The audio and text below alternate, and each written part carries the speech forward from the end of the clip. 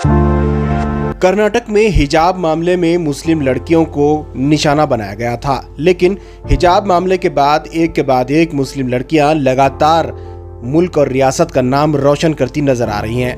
हाल ही में पीयूसी में तबस्सुम शेख ने पूरे कर्नाटक को टॉप किया था। उससे पहले 16 गोल्ड मेडल टेक्निकल यूनिवर्सिटी में मुस्लिम लड़की ने लिया था। अब कर्नाटक की खुदसिया ने 3 gold medal international wait lifting championship women में हासिल की है। खुदसिया ने बता दिया कि मुस्लिम लड़कियां न सिर्फ पढ़ने लिखने में बल्कि स्पोर्ट्स में भी सबसे आगे हैं।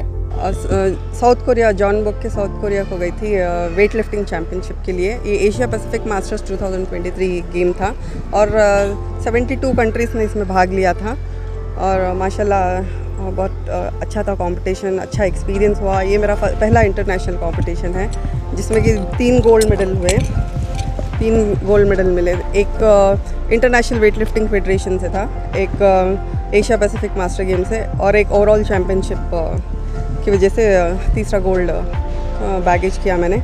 अल्हम्दुलिल्लाह बहुत अच्छा रहा।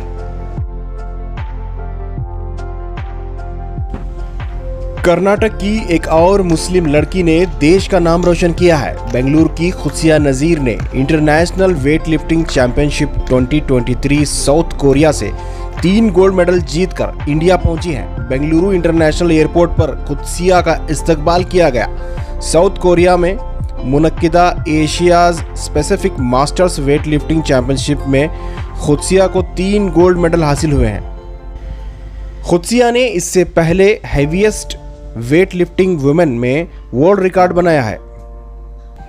खुदसिया को खुदसिया के दोस्त प्यार से खुशी बुलाते हैं। खुदसिया नज़ीर के कोच अमानुल्लाह कहते हैं कि खुदसिया में देश के लिए कुछ करने का जज्बा है। मजीद मेहनत की जाए तो कॉमनवेल्थ गेम में भी खुदसिया गोल्ड ला सकती है।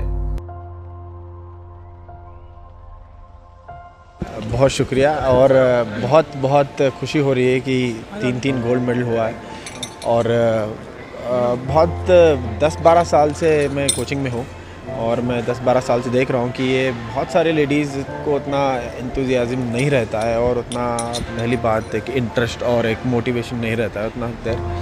तो मैं एक इंटरेस्ट और एक मोटिवेशन इनमें देख पाया। बस इनको एक राइट पाथ दिखाना था और एक राइट इनको इनकी एक जर्नी दिखाना था मुझे। तो जब इनकी स्ट्रेंथ को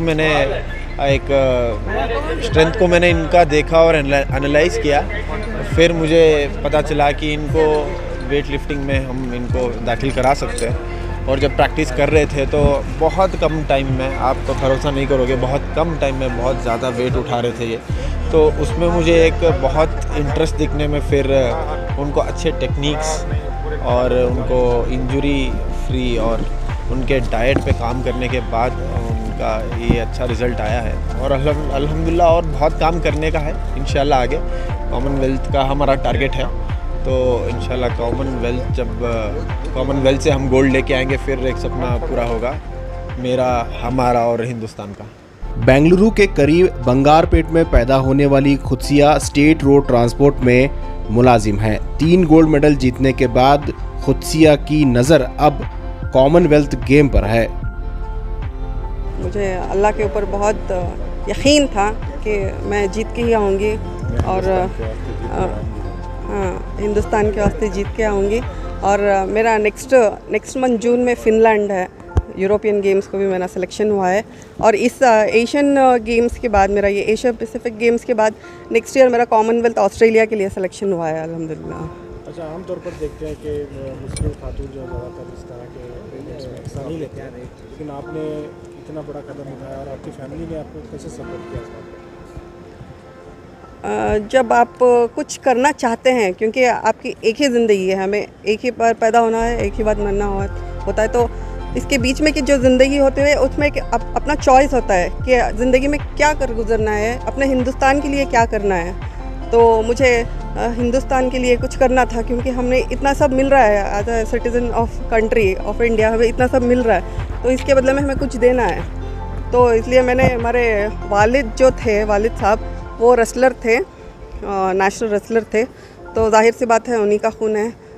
तो मैंने ये स्पोर्ट्स चूज़ किया क्योंकि स्पोर्ट्स एक ऐसी चीज़ है जहाँ पे आपको सब कुछ मिलेगा। नाम, अच्छा नाम, बहुत अच्छा नाम, बहुत इज़्ज़त और सेहत। इंसान को सबसे पहले सेहत की ज़रूरत होती है, तो इसमें सेहत मिलती है और दूसरे लड़कियों को, औरतों को एक इंस्पिरेशन मिलता है कि मैं ये सारे हिंदुस्तान के लड़कियों से यही मेरी एक इल्तिजा है कि वो भी स्पोर्ट्स में आए, अच्छी तरह से खेले और अपना हिंदुस्तान का नाम रोशन करें। क्या पैगाम देंगे आप सारे ख़वातीन के लिए?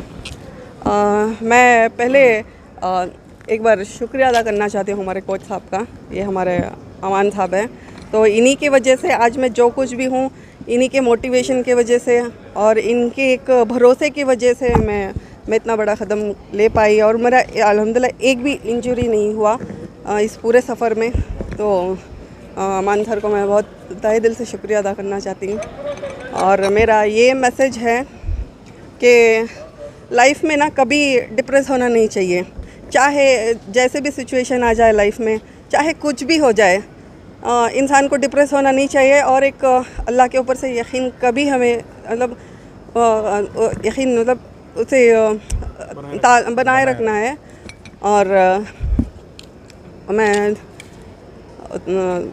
सभी से यही इल्तिजा करती हूँ कि जो अपनी लड़कियाँ स्पोर्ट्स में आना चाहती हैं उनको सब सपोर्ट करें और उनको ज़िंदगी में आगे बढ़ने का एक मौका दें और उनके ऊपर भरोसा करें, तो ये सब होगा। एक लड़की के ऊपर भरोसा करने से ये सब होगा। जी मैं बंगारपेट में बॉर्न एंड बॉटअप है, कोलार डिस्ट्रिक्ट का बंगारपेट में। तो अभी फिल वक्त पढ़ाई पर कहाँ मेरा बीकॉम हुआ और एमबीए मेरा ख़त्म हुआ है बेंगलुरु यूनिवर्सिटी से और मेरा केएसआरटीसी में जॉब है। सेंट्रल ऑफिस केएसआरटीसी में मैं काम करती हूँ, अकाउंट्स डिपार्टमेंट। जी बेंगलुरु सेंट्रल ऑफिस में। आपने ये भी यानी स्पोर्ट्स में भी आपने जी स्पोर्ट्स कोटे में जॉब लगा? नहीं, ये मेरे वालिद का जॉब था। जब मैं 2 साल की थी उनका इंतकाल हो गया था, तो अनफॉर्चुनेटली तो उनका जॉब मुझे मिला। फिर उसके बाद अभी मैं सेंट्रल ऑफिस में यहाँ अकाउंट्स डिपार्टमेंट में काम करती हूँ और ये जो है मेरा स्पोर्ट्स जो है वो मेरा पैशन है। चाहे मुझे कोई इसमें सपोर्ट करे या ना करे, जो अपना दिल से कुछ आप चाहते हैं ना वो कर गुजर जाते हैं, तो यही था। परमिशन वगैरह मिल गई? हाँ, डिपार्टमेंट से मुझे ऑन ऑफिशियल ड्यूटी की तरह मैं गई थी। जो हमारे एमडी साहब हैं श्री अनबू कुमार जी, मैं उनका तहे दिल से शुक्रिया अदा करती हूँ। लास्ट ईयर में से वो मुझे 4 घंटे टाइम रोज़ प्रैक्टिस करने के लिए उन्होंने टाइम दिया, तो उन्होंने मेरे ऊपर भरोसा किया, तो मैं उनका बहुत बहुत तहे दिल से शुक्रिया अदा करना चाहती हूँ। कर्नाटक की बेटी खुदसिया की इस कामयाबी वाली स्टोरी को आप दूसरों तक जरूर पहुंचाएं और सलाम टीवी इंडिया को सब्सक्राइब जरूर करें।